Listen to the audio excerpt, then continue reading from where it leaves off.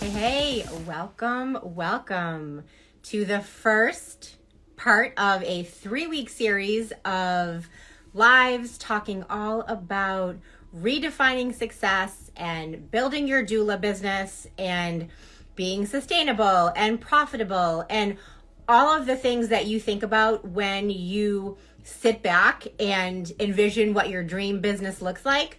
We're going to sort of dissect all those parts and really work on making them come to fruition. So the very first thing I always like to start off with is talking about mastering work-life harmony. So how do we have this business that we run and grow? How does it fit into our lifestyle? How do we, kind of keep our work and our life and our bank account and everything, the way that we want it without having to sacrifice any part of it? And, it took me a while, I think, to figure it all out for sure. I didn't just start a business and say, wow, everything is running smoothly and, is going to be amazing. It takes a lot of thought. It takes a lot of intention, but we're going to break it down. So achieving financial success as a doula, what is success even? How do we define success? And if you guys are in a place where you've been in business for, a few years, or you're starting to really feel like you're established, you can redefine success. It doesn't have to be the same thing it was when you first started. So, what does success mean to you? Is it driven by, your numbers, your profit, how much money that you make each week, or what is in your bank account? Is it your lifestyle? Are you able to buy the things you want? Go on vacation, fix up your house, have someone come in and clean it, whatever, you want as far as the lifestyle piece. It could be buying a new car. It could just be, and this is the part of financial success that I love to talk about.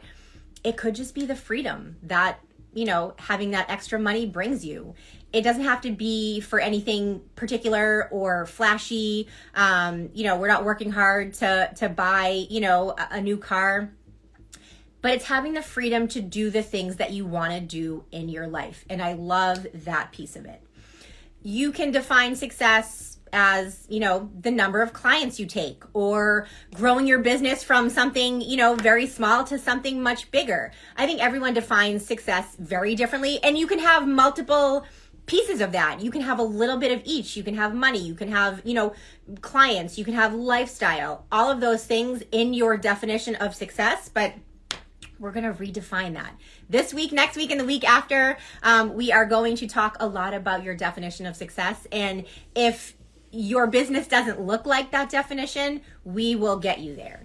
So I think the first part of it is the harmony of all of those things. So, what kind of breaks that harmony, or what takes away from all of that, is feeling like you are over the top busy, you feel unorganized, you're overworked, and you start to not love what you do. And that is like the exact opposite. We're in this industry because we absolutely love caring for our pregnant and postpartum clients. But at some point, when it impedes on your personal life or your health and wellness, you might start to resent it a bit. And I've definitely been there. And I've obviously kind of dug my way out of that. So, what does that look like? We come out of our doula trainings and we get so excited to take as many clients as we want. And, that's kind of like the focus, like market, network, and get as many clients as you want, say yes, sign the contracts, and then you're busy for the next 10 months. I think what we don't take into consideration with those two things is that it can leave you exhausted and overworked. And it can also put you in a place where, yes, it's exciting that you are booked for months out, but you are also now having to say no to any inquiries coming in. So, on one hand, we built our business where word of mouth is now starting to, really kind of work out, and your clients are telling their friends and their coworkers and things like that. And you're getting all of these inquiries, but you're saying no to them. And it kind of reminds me of, and this I thought was like my golden ticket. I was at a birth and the OB had reached out to me like 2 weeks after, and I didn't really have a lot of interaction with her. She was fantastic, but she reached out to me like 2 weeks later and, said she really liked, my style and blah, blah, blah. She probably didn't say liked my style, and I can't remember what she said, but she, liked the way that I was, interacting with my client, and also just like the vibe, and wanted to know if she could refer to me. And I was like, in my head, oh my God, yes, 100%, absolutely. This is what I've been working for. I've been working for those big connections. And I said yes to like the first 2 or 3, patients that she sent my way. But then I realized that her practice was so big and I'm only one person. And then I had to start saying no over and over and over again. And I really think she just, eventually stopped referring to me, because I'm sure people came back and were like, she's booked and she can't, like, who else do you have? So that was super short-lived, and that was such like a high and then a very low, because I came to the realization that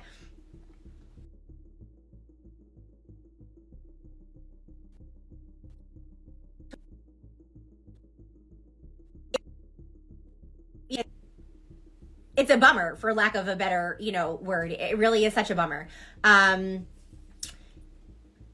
So how can you, and then I tried to figure out, how can I stop that from happening? I don't want to stop networking. I don't want to stop, connecting with people. I don't want to stop these, referrals coming in, but I'm only one person and I hate saying no. So that was kind of like, the end goal, and I had to kind of work backwards. And I really just started off as a birth and a postpartum doula, and, added like kind of what everybody else does. I think we take one training and then we get like addicted, and we take a million other trainings, and then we kind of, pare it down and figure out what we're going to do, in our business. But I did childbirth education. I did labor doula, postpartum doula, lactation educator. I took a new parent educator class, and I kind of was doing a mix of all of those things, teaching classes and caring for clients and doing, some private stuff, and some classes were virtual and some were in person, and I was doing support groups and reaching all the people that I wanted to reach, but really, like, at the end of the day, for what? I wasn't going to be able to take them on as clients. So it's like I was doing a ton on the front end, only on the back end to have it not amount to anything. And I'm like a super connector. I love being out there. So it took me, I think, extra long to realize that I was basically killing myself to get these clients, only to not really be able to care for them. So I kind of figured out, I was able to do some stuff in person, some stuff virtual, which was great. Back then, probably like 10 or 12 years ago, I didn't really figure out the digital course piece, like the self-paced thing. That is only probably in the last 5 or 6 years that I really started putting more and more effort into that. And I currently have 2 really successful digital courses. One's kind of a hybrid where there's a live component and then a self-paced component, but those are pretty incredible because you can reach a ton more people and not put in that hour to hour to hour effort for a certain amount of money. So what I think trips people up is they get a million clients, but all of their services are in-person, hands-on, and you cannot build a business like that. You cannot build a sustainable business only doing in-person care. If you want to keep your business, very small, which there's nothing wrong with that, yes, you can do that. So I shouldn't say you couldn't. I shouldn't say you can't do that, because you definitely can do that. You can't scale a business like that. You can't grow a business like that if it's just you and your 2 hands and the 24 hours in the day and the 7 days in the week. There's just not enough time for all of that. So one of the things I realized early on is that when you have a business like that, there's a very apparent cap on money, the glass ceiling that we all want to break right through. It's impossible because you cannot add hours to the day. You cannot work 24 hours a day all the time unless, that's, kind of your gig. But for most of us, it's not. And I didn't like that. I definitely didn't like that. I was always the person who wanted the commission job. I didn't want a salary. I wanted like a small salary with the ability to make sky's the limit, sales, because I know what I'm capable of. And I also like to think much bigger than what's actually possible in that moment. only as like a brain dump, and then I pare it down, and then eventually I do get there. But I feel like I always have these super big thoughts, and then I have to like reel it in a little bit and start smaller. But I always have my eye on that prize. So one of the things I did, when I realized that I just wasn't going to be able to build the business that I wanted and make the money that I wanted, was started doing more one-to-many offers. So more virtual classes, things like that, where I didn't have to spend, time finding a super large, physical space that fit all of those people. And really it was limiting to like my area. So the space piece is one thing that's limiting, the number of people is the other thing that's limiting, because you're just, if people are traveling in person, they're only going to come from a certain radius. When you do things virtually, you're able to grab the attention of, people nationwide or worldwide. So your reach is much bigger. And then, as a result, your classes or courses or trainings, whatever, end up being much larger. So that was kind of like my first thing. And I realized quickly that I loved that, but that still took quite a bit of time. You still had to be there in person. And even though you could have many more people there, it still was not what I was really looking for. It definitely helped in the time, that I wanted to expand a bit. But what I really found to be the answer to all of this, and is currently now, the foundation of my business, was moving to an agency model. And it kind of happened in a funny way. In 2014, the end of 2014, and for you guys, who know me, you know this story. And it would have happened anyway. I'm 110% sure that I would have moved in this direction anyway, had I not kind of been forced into it. But in November of 2014, my dad was diagnosed with stage 4 cancer. So I knew that I really needed to be with him all the time. I didn't want to be working. I wanted to be with my family and really spend as much time as I could with him. I also got engaged, planned a wedding in 5 months. I got married in March of 2015. He died in May of 2015. I got pregnant with my second daughter in May of 2015.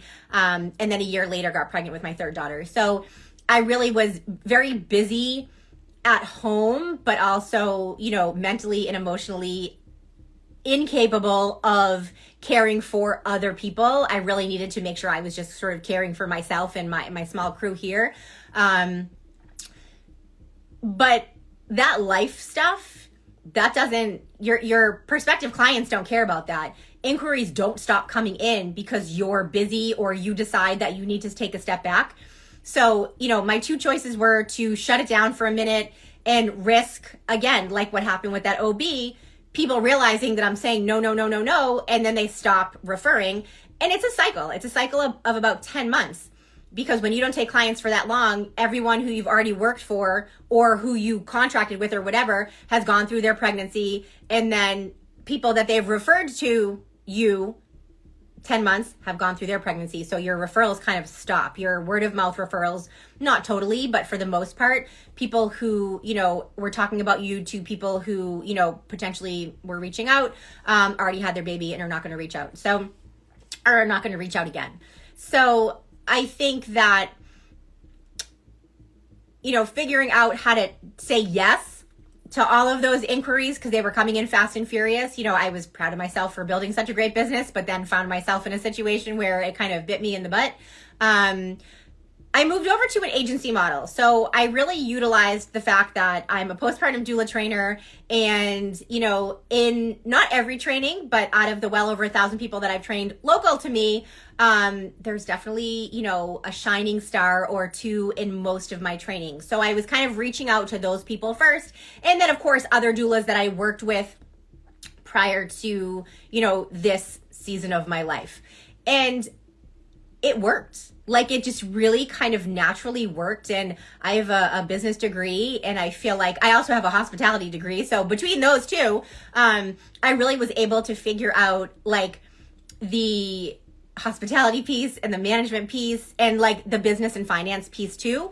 So I really, really quickly realized that this was going to be where I was moving in my business. And then it came down to 2 to 3 years of figuring out the logistics, like, the contracts and the communication and effectively like scheduling contractors and figuring out like how to connect them to clients, and now marketing myself as more than just one person. So, we were up and running very quickly. Working out the kinks took a bit of time, but it ended up being the best decision I ever made because it allowed me to stay relevant, say yes 100 times more than I would have been able to say yes just as myself.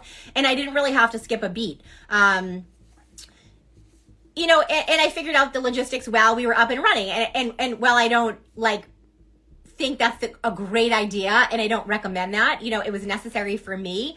But out of building that agency, it allowed me to have that financial stability where I could continue to build my business and not be working 40, 50, 60 hours with clients. And, on top of that, having to continue to work on my business. So I felt it was too much to work in my business that many hours and then have time to work on my business because I have a family and a life and I want to take care of myself. And that just wasn't going to work because I also like to sleep 8 hours a night, have my weekends free, and actually, my Fridays now free too. I'm in a place now where it's a 3-day weekend. Most weekends I like to take Fridays off. It ends up being the catch all day if I don't finish my work, but I really try hard to get everything done by Thursday, Wednesday being my CEO day. So my agency clients, all of that stuff is Monday, Tuesday, Thursday. CEO day for me to build and work on my business is Wednesday, and then Friday is a freebie. So great for self-care. But so the agency is the foundation of my business and has allowed me to step back, create those digital courses that I talked about.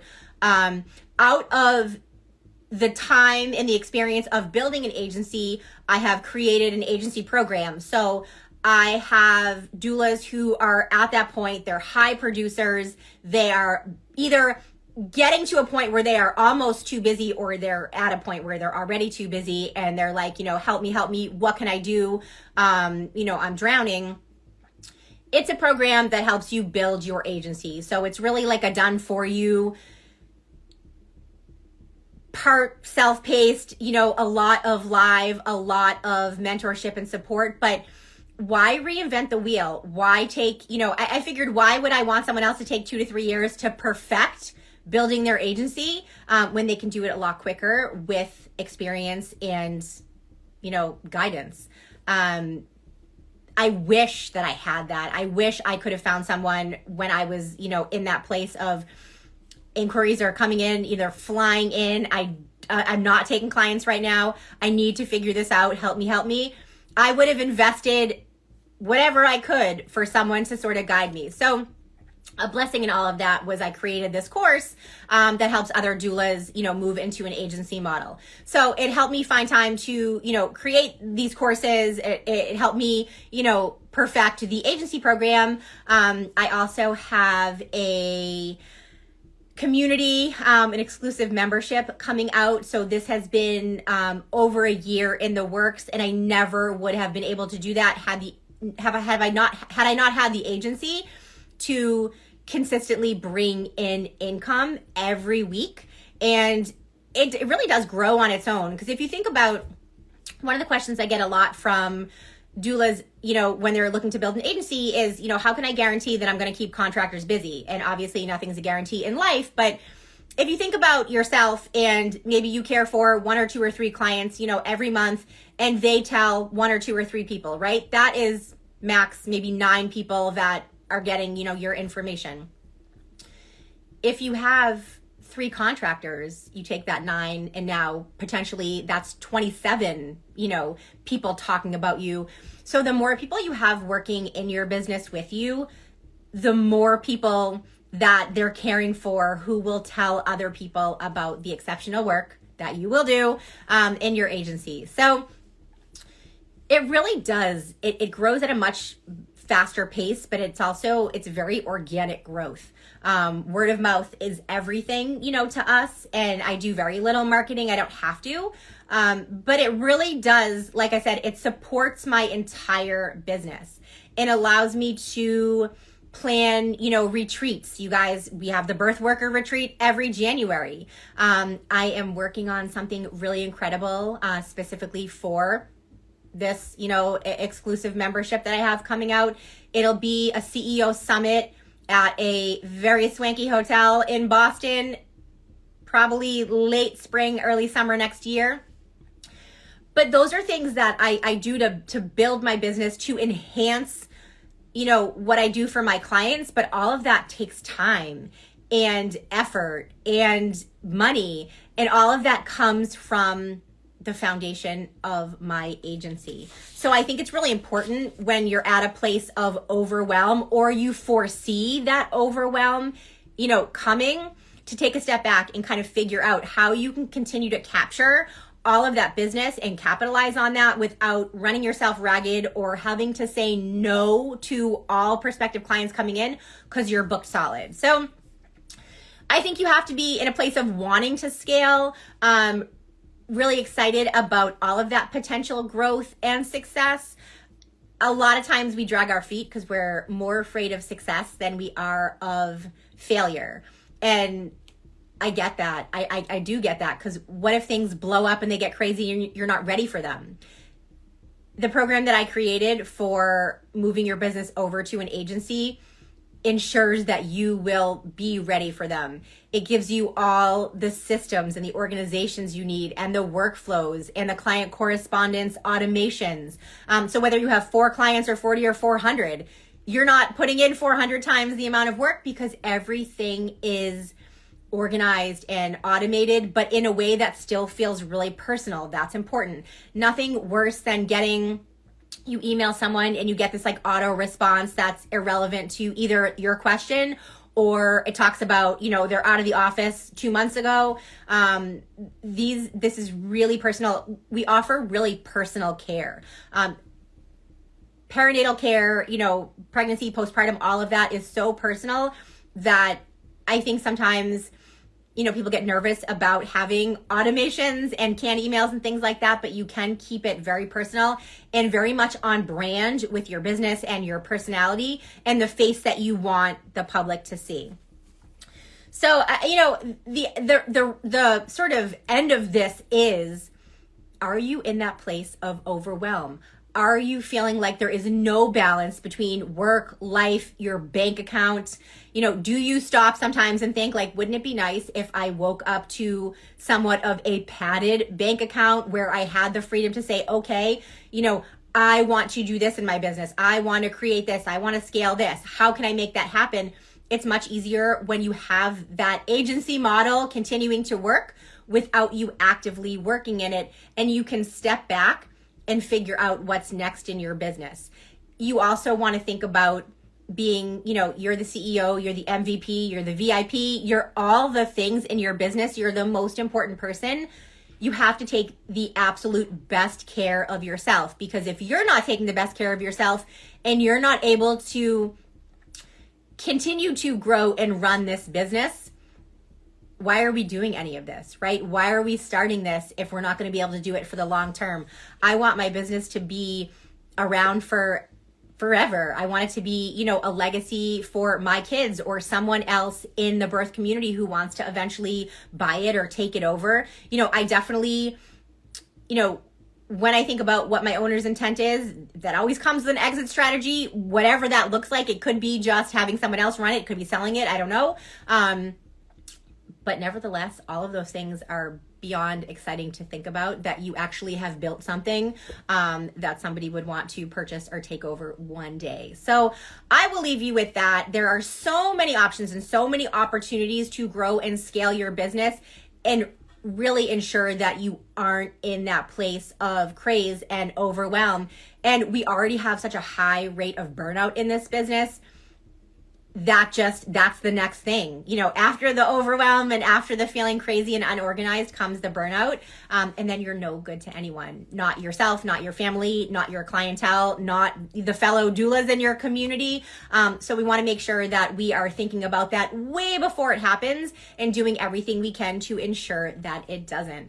All right. If you have questions, please comment, send me a DM, let let's start this conversation about going from solo doula business over to agency model, what that looks like, what the opportunities are, and all of the things that you want in your business, laying all of those out and making them an actual reality. So have a wonderful rest of the day, guys.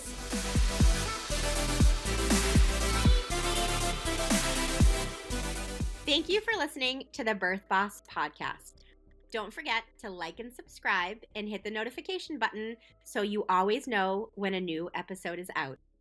And if you're feeling inspired, we always love when you leave a review.